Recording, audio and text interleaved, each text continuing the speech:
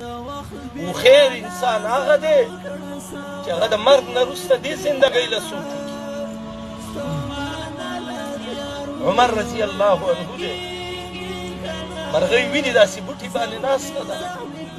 عمر رضی الله عنه ابو بکر هم ویلي و چې مرغۍ تا له ډېره خوشحالي ده، په ونو ګرځې میوې خورې، مړه به شې، نه به د باندې سبا حسابي او نه به د باندې عذابي. سیدنا عمر فاروق ګډ ویني، نو عمر وایي یا لیتني كنت کبشا، که ګډ وی نو څونه به ښه وی. چا به حلال کړی وی، شوریا به یې راله څکلي وی، غوښه به یې راله خوړلي وی، سبا خو به الله راته نه ویلی چې عمره جهنم ته ځه. دې ټکي نه خو به نه وي.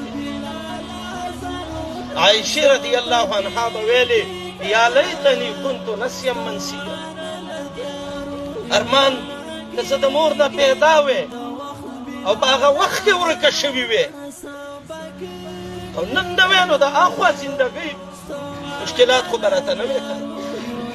ابو هریره دی، د خیبر په کار مسلمان شوی دی.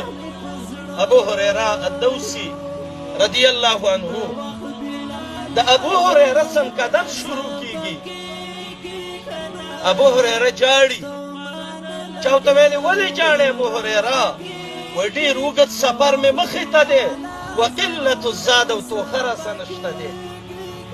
استاذ محمد رسول الله دی، طالب د مسجد حرام او د مسجد